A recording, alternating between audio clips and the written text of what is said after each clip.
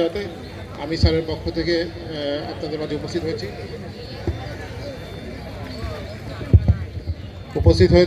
তো স্যারের পক্ষ থেকে আমি এই জন্য ক্ষমা প্রার্থী। আসলে স্যারের থাকলে আরও ভালো হতো, আপনাদের কথাগুলো স্যার নিজ নিজ কানে শুনতে পেত। যাই হোক, আপনারা যে সমস্যাগুলো বলেছেন, যে বিষয়গুলো বলেছেন, যে উপদেশ দিয়েছেন, আমি স্যারের কাছে পেশ করব এই বিষয়গুলো। আপনাদের প্রতি আসলে আমাদের চুয়াডাঙ্গাবাসী বা সহজগঞ্জবাসীর প্রতি কৃতজ্ঞতা প্রথমে জানাই যে 2024-এর যে 5ই আগস্টে যে গণ আন্দোলন হলো, আমাদের এই চুয়াডাঙ্গা জেলায় কোনো পুলিশ আক্রান্ত বা কোনো পুলিশের অবকাঠামো আক্রান্ত হয়নি। এই জন্য আপনাদের প্রতি আমাদের বাংলাদেশ পুলিশের পক্ষ থেকে আপনাদের প্রতি কৃতজ্ঞতা। সারা বাংলাদেশে কোথাও না কোথাও হয়েছে, কিন্তু চুয়াডাঙ্গায় আমি আমার একটা গাড়ি, একটা প্রতিষ্ঠান বা একটা পুলিশ আহত হয়নি আমি শুনেছি। এই জন্য আপনাদের প্রতি কৃতজ্ঞতা। আসলে আপনাদের সহযোগিতা ছাড়া আমরা পুলিশিং করতে পারি না। ছোট্ট একটা উদাহরণ দেই, আমরা কোনো একটা আসামি ধরতে গেলে আমরা কতজন থাকি? হয়তো 4-5 জন, সর্বোচ্চ হয়তো এরকমই থাকি। এখন যদি আপনারা ধরেন একটা গ্রামে আসামি ধরতে গেলাম, আপনারা ওখানে একটা গ্রামে 5,000 লোক আছে, ধরে নিলাম 5,000। তো ওই 5,000 লোক যদি 3,000 লোকও যদি আমার ওই পুলিশকে আক্রমণ করে, আমি কি ওই আসামিটা ধরতে পারবো? পারবো না। হয়তো পরবর্তীতে আরও পুলিশ ফোর্স নিয়ে হয়তো পরবর্তীতে পারবো, কিন্তু ওই সময় তো পারবো না। 5 জন ফোর্স নিয়ে হয়তো পারবো না। তা আমরা আপনাদের উপর আস্থা আছে বলে আমরা এই 5 জন ফোর্স নিয়েই আসামিটা ধরতে যাই।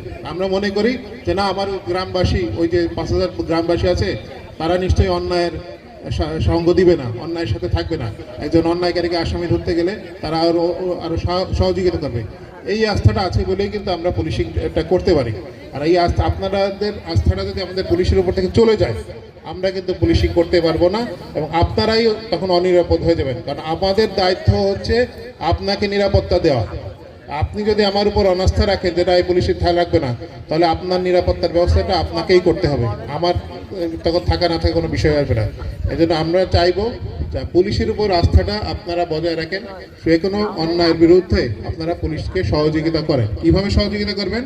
আমাদের দেখেন, আমাদের কিন্তু এখন অ্যাপস আছে। এক অ্যাপসে আমাদের সবার ফোন নাম্বার, আমাদের ওসি সাহেবের ফোন নাম্বার, ওই যে আমাদের আইসি সাহেব তার ফোন নাম্বার, আমাদের additional SP, ASP circle, SP sir সবার, এবং আইজি স্যারের ফোন নাম্বারও আছে।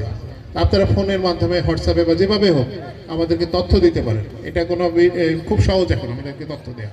তা আপনি এক জায়গায় একটা বিষয় বললেন, হয়তো দেখা যাচ্ছে যে আমাদের যে আইসি সাহেব আসছেন ওনাকে বলছেন, কিন্তু উনি হয়তো কোনো কারণে হয়তো কোনো গুরুত্ব কোনো কারণে দেয়নি। তা আপনি তখন আবার ওসি সাহেবকে জানালেন যে স্যার এই বিষয়টা, এরকম একটা ঘটনা আছে, এই বিষয়টা আপনাকে জানানো দরকার। তাই মানে আপনি একজন সচেতন নাগরিক হিসেবে, আমি বলবো যে একজন সচেতন নাগরিক হিসেবে আপনার একটা দায়িত্ব, সুনাগরিকের দায়িত্ব হিসেবে আপনার কোথাও অন্যায় হচ্ছে জানলে আপনি পুলিশকে জানান।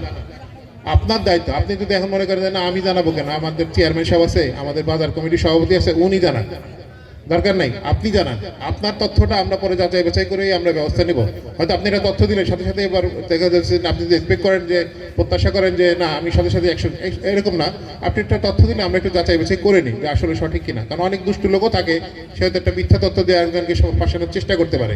এই ধরনের আমরা করি না, আমরা একটু যাচাই বাছাই করে নিই। তারপরে আমরা যদি দেখি যে হ্যাঁ ওই লোকটা আসলেই অপরাধী, তাহলে তার বিরুদ্ধে ব্যবস্থা নিই। তো যাই হোক, আজকের আমার এখানে বাল্যবিবাহ কিশোর গ্যাং সংক্রান্ত এটা সভা আর কি। বাল্যবিবাহ বিষয় যেটা বলবো, এটা আসলে যাদের বিয়ে বাল্য বিবাহ হয় তাদের থেকে গুরু দায়িত্ব হচ্ছে অভিভাবকদের। অভিভাবকরাই যদি মনে করে যে না আমার মেয়েটাকে আমি আরও বেশি পড়ালেখা করাবো, তাকে আরও নিজের পায়ে প্রতিষ্ঠিত করবো, সেইটাই তাহলে ওই বাল্য বিবাহটা বন্ধ হবে। আর যদি মনে করেন যে না মেয়ে আমার একটা বার্ডেন, আমি তাড়াতাড়ি বিয়ে দিতে পারলেই বাঁচি, তাহলে এই বাল্যবিবাহ বন্ধ হবে না। এই জন্য আমরা যারা অভিভাবক আছি তাদেরকে এই উদ্যোগ নিতে হবে বাল্যবিবাহ বন্ধ করতে। আপনি আপনার মেয়েকে দেখেন, ও যদি ও কিন্তু পড়ালেখা করতে চায়, ও পড়ালেখা করতে চায়, ওর পড়ালেখাটা আপনি একটু কষ্ট করে হলেও পড়ালেখাটা করে দেখবেন দ্বিগুণ পরিমাণ বা তারও বেশি প্রতিদান পাচ্ছেন ও যদি নিজের পায়ে প্রতিষ্ঠিত হতে পারে। ওর শ্বশুর বাড়িতে গেলেও দেখবেন ওর একটা আলাদা দাম আছে। ওকে আপনি যদি এখন বাল্য বিবাহ করে বিয়ে দিয়ে দেন, তাহলে দেখবেন যে ও শ্বশুর বাড়িতেও কিন্তু খুব একটা দাম পাচ্ছে না। আর ও মেয়ের দাম না পাইলে দেখবেন যে আপনারও দাম নাই। এই জন্য আপনাদের যাদের মেয়ে আছে, আমি বলবো যে আপনারা মেয়েদেরকে একটা অ্যাটলিস্ট অনার্স বা মাস্টার্স পর্যন্ত আপনারা পড়ালেখা করান। অ্যাটলিস্ট এইচএসসিটা হলেও অনার্সের যে তার প্রাপ্ত যখন বিয়ের বয়স চলে, তারপরে আপনি তাকে বিয়ে দেন। অনার্স পড়া অবস্থায় দিলেন, ঠিক আছে, যে তার বিয়ের বয়স আছে, কিন্তু তার আগে দিয়ে না। 18 বছর তো আমাদের বয়সীমা, তার নিচে আগে দিয়ে না। আর ইফটিজিংয়েও বলবো আপনাদের অভিভাবকদের দায়িত্ব এবং শিক্ষকদের দায়িত্ব। এখন আসছে যে শিক্ষকদের শাসন করার অস্ত্র যেটা এই যে বেদ, এটা তো তুলে নিয়েছে, ভালো। আমরা চাই না যে আমাদের কর্মবর্তী ছাত্রছাত্রীদের কোনো বেদ দিয়ে মারপিট করা হোক, কিন্তু শিক্ষকরা যদি শাসনটা অনেক সময় বলে করা যায়, ভালোবাসা দিয়েও করা যায়, তাদেরকে ভালো জিনিস শেখাতে হবে। শিক্ষকরা যারা আছেন, আমি প্রধান শিক্ষক মহোদয় আছেন, তো বলবো যে আপনারা বইয়ের জ্ঞানের পাশাপাশি আপনার নৈতিক শিক্ষাগুলোও দিয়ে দেন। এই নৈতিক শিক্ষাটা এখন খুব জরুরি, কারণ আমাদের এই সমাজে এখন সামাজিক অবক্ষয়ের অন্যতম কারণ হচ্ছে আমাদের নৈতিক শিক্ষার অভাবটা হয়ে যাচ্ছে। তা আমাদের এই নৈতিক শিক্ষাটা জরুরি। নৈতিক শিক্ষাটা আমাদের ধর্মীয় শিক্ষার পাশাপাশি বা অন্য পাঠ্যপুস্তকের পাশাপাশি নৈতিক শিক্ষাটা জরুরি। কখন কার সাথে একটা মুরব্বী গেলে তাকে সালাম দিতে হবে, সে যদি মুরব্বী যদি তোমার অপছন্দের কথাও বলে তার সাথে বেয়াদবি করা যাবে না, এই বিষয়গুলো রাখতে হবে। এখন তো দেখে মানে সালাম, আমি জানি না কতটুকু, আমরা তো ছোটবেলায় দেখতাম যে একজন মুরব্বী গেলে তাকে সালাম, পথে দেখা হলে সালাম দিতাম। তারপর সন্ধ্যার পরে মাগরিবের আযান দিছে, ও যেখানেই থাকি না কেন বাসায় আমাদের উপস্থিত হতে হতো। আমি দেখি এখন তো সন্ধ্যার পরে এই যে এত রেস্টুরেন্ট দোকানপাট ভরা থাকে ইয়াং ছেলে মেয়েদেরকে, সন্ধ্যার পরে এই যে ইয়াং ছেলেমেয়েরা কেন থাকবে? এটা অভিভাবক বা শিক্ষক তারাও এটা খেয়াল করবেন। এই সন্ধ্যার পরে থাকার পরে এই নানা সমস্যা তৈরি হয়, বিভিন্নভাবে মাদকের সাথে জড়িয়ে পড়ে। এখন একজন বলেছেন যে মাদক ব্যবসায়ী ধরিয়ে দিই, কিন্তু মাদক ব্যবসায়ী ছাড়া পেয়ে যায়। একটা জিনিস মনে রাখেন, আমি একটু বলি আপনাদের বোঝানোর জন্য, মাদক ব্যবসায়ীকে বা মাদক ধরতে হলে কারো কাছে যদি আমি ধরেন, আপনি জানেন যে একজন মাদক ব্যবসায়ী আছে, আপনার পরিচিত সে আছে, তাকে আমি যে হুট করে ধরতে পারি না, আমাকে তাকে মানে মাদক সহ ধরতে হবে। তার কাছে যদি মাদক না পাই, আমি কোনো আইনি ব্যবস্থা আমি নিতে পারবো না। হয়তো সে জানেন, আপনি জানেন, আমার পুলিশ হয়তো জানে, তার তথ্য আছে যে সে মাদক ব্যবসায়ী, কিন্তু আমাকে তাকে ধরতে হলে মাদক সহ তাকে হাতে নাতে ধরতে হবে, তা নাহলে মাদক হবে না, আইনের মামলা জোরদার হবে না। আচ্ছা ঠিক আছে, ধরলাম মাদক, আমি তাকে হাতে নাতে ধরলাম, বললেন যে জামিন পেয়ে যায় 7 দিন পরে বা চলে আসে। পুলিশের কাজ হচ্ছে ধরে মামলা দেওয়া, ঠিক আছে, এবং এরপর তদন্ত হয়। জামিন দেওয়ার বিষয়ে পুলিশের কাজ না। এখন জামিন দেবে কোর্ট, এই কোর্টের বিষয়ে আমি কোনো বক্তব্য দিব না। কোর্ট যেটা ভালো মনে করবে কোর্ট সেটাই করবে। এটা আবার জামিন কেন দিল, এই কোশ্চেন পুলিশকে করাটা আসলে বিব্রতকর। জামিন তো পুলিশ দেয় না, দেয়? তাহলে কোর্ট দেয়। এখন কোর্ট সে নিশ্চয়ই সে যেটা সঠিক মনে করছে কোর্ট সেটাই সে করছে। কোর্ট কেন? এখন একজন ব্যক্তিকে যতক্ষণ না তার দোষ প্রমাণিত হয় ততক্ষণ সে দোষী না, সে তো অভিযুক্ত। আপনি একজন মাদক ব্যবসায়ীকে মাদক সহ ধরে দিলেন, আমরা পুলিশ ধরলাম, তখন সে পর্যন্ত সে অভিযুক্ত। যখন কোর্ট তাকে বলবে যে না এই লোক অপরাধী, কোর্ট যখন রায় দিবে যে না অপরাধী, তখন তিনি দোষী, তার আগে কিন্তু দোষী না। সেটা যে কোনো বিষয়। একজন খুন করলেও সে খুনের আসামি কিন্তু যতক্ষণ না পর্যন্ত খুন প্রমাণিত হচ্ছে সে কিন্তু দোষী না, সে অভিযুক্ত, তার মামলায় সে অভিযুক্ত। সে কোর্ট মনে করলে তাকে জামিনও দিতে পারে, যদিও খুনের মামলায় জামিন অযোগ্য মামলা, তারপরে যদি কোর্ট মনে করতে দিতে পারে, কোর্টের সেটা আদালতের এখতিয়ার আছে। এই বিষয়গুলো মনে রাখতে হবে যে সব কিছু আবার পুলিশের হাতে না, আইন শৃঙ্খলা একদম সব কিছুই পুলিশের। মাদক ব্যবসায়ী কেন আবার চলে আসলো, ধরে দিলাম কেন চলে আসলো, এটা আরেকটা বিষয় হচ্ছে যে আমাদের কিছু আছে যে ধরলাম একটু পর তদবির শুরু হয়, উনি তো ভালো মানুষ, সেই অনেকে।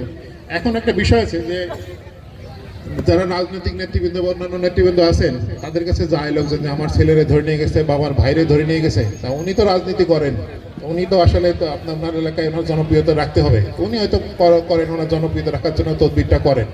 তা ঠিক আছে, তা যিনি করেন তিনিও একটু মনে রাখেন যেন না ওই লোকটা আসলে অপরাধী, ওকে আসলে তদবির আমি হয়তো করতেছি মুখ রক্ষার সাথে, কিন্তু তারপরে যেন এটা তার শাস্তিটা হয়, যেহেতু সে অপরাধী। এই জিনিসটা একটু যিনি তদবির করবেন মাথায় রাখবেন আর কি। তদবির আমি বলবো যে করারই দরকার নাই। আর যদি একান্তই না পারেন যে না আমি তো রাজনৈতিক ব্যক্তিত্ব, আমি তো সভাপতি, আমি চেয়ারম্যান, আমার তো একটু তদবির না করলেই নয়, সেক্ষেত্রে আপনারা এইটুকু রাখবেন যে অন্যায়কারীকে জন্য আপনি সঙ্গ না দেন। আপনি হয়তো হ্যাঁ ঠিক আছে, আপনি তদবির করতেছেন, একজন ভালো লোক আপনার সে ধরা পড়ছে, আসলে ঠিক আছে আপনি সেটা দেন, আমরা তো তাহলে যাচাই বাছাই করে দেখি যে না তার শত্রুতাবশত কেউ তাকে নাম দিয়েছে কিনা। আরেকজন ব্যবসায়ী ভাই বললেন যে কি টাকা পয়সা আনতে পারেন না, এটা আর একটা বিষয়। পুলিশের আপনি একজনকে ধার দিয়েছেন, আপনার ব্যবসা করতে একজনকে ব্যবসা করার জন্য টাকা দিয়েছেন, টাকা দিয়ে ব্যবসায়ীরা ধার দেনা, এটা ব্যক্তিগত পর্যায়ে ধার দেনা হয়। এখন টাকা দেয় নাই, এইটার পুলিশের কাজ না, এইটা হচ্ছে এটা ফৌজদারি অপরাধ না, এটা তো একটা দেওয়ানি, একটা দাবি দেওয়া সংক্রান্ত। এই দেওয়ানি বিষয় কিন্তু আমার পুলিশের কাজ না, এটা এটার বিষয়। এখন আপনি সে প্রতারণা করে টাকাটা মেরে দিয়েছে, মানে টাকাটা আমি সে দিছিলাম, সে প্রতারণা করছে আমার সাথে, সেটাই আমার পুলিশের কাজ, ঠিক আছে। এখন আপনি নগদে টাকা লেনদেন করছেন, নগদে টাকা লেনদেন করে আপনার কোনো ডকুমেন্টস নাই, কোনো কিছুই নাই, তো উনি যে টাকা নিয়েছে আমি কিভাবে প্রমাণ করবো?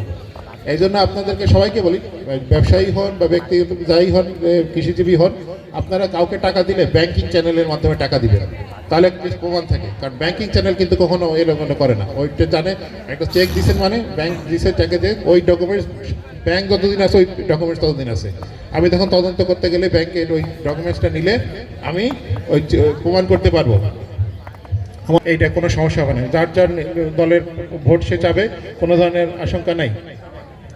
তারপরে আমাদের একটু সতর্ক থাকতে হবে যে একটা যে কবি যারা এখানে আপনারা বিভিন্ন দলের কর্মী আছেন বা নেতা আছেন, তাদেরকে অনুরোধ করবো যে অন্য দলের প্রার্থী যদি কোনো এলাকায় নির্বাচন প্রচারণা যায়, কোনো একটা পাড়ায় যায়, আপনারা ওই সময়টা ওই অন্য প্রার্থীর দলের প্রার্থী ওই সময়টা ওই পাড়ায় না যান। তো এই জন্য আপনারা সবাইকে বললেন যে ভোট দিতে যেন যায়। আমরা চাই যে 100% ভোটার জন্য আমাদের এখানে, যে এখানে শুনলাম যে এখানে 2টা কেন্দ্র আছে, এখানে 100% ভোটার জন্য উপস্থিত থাকে। এই যে নেতিবাচক প্রচারণা যে 12 ফেব্রুয়ারি কিছুই হবে না, ভোট হবে না, এই ধরনের গুজবে কোনো রকম কান দিবেন না। আর যে কোনো নির্বাচনে কোনো একটা সমস্যা হলে স্বাভাবিকভাবে মানে পুলিশ করুক বা না করুক, পুলিশের উপর দোষটাই আগে যায়। তো এইবার নির্বাচনে আমরা আইজি স্যারের নেতৃত্বে, আমাদের চুয়াডাঙ্গা জেলা পুলিশ সুপার স্যারের নেতৃত্বে আমরা বলতে পারি এইবার নির্বাচনে কোনো ধরনের অন্যায় পুলিশ করবে না, এই নিশ্চয়তা আপনাকে আপনারা এখানে আশ্বস্ত করতে চাই। এটার জন্য আপনারা পুলিশের মধ্যে যদি কেউ বলে যে পুলিশ অমুক দলের পক্ষ নিচ্ছে, এটা মনে করবেন একটা গুজব, সেফ গুজব। এই জন্য পুলিশ কোনো পক্ষই নেবে না, সকল দলের সাথে পুলিশের সমান আইনগতভাবে যতটুকু করা দরকার ততটুকুই করবে, কারো পক্ষ পুলিশ নিবে না। পুলিশ এই আশ্বস্তটা আপনারা গ্যারান্টিটা আপনাকে দিতে চাই।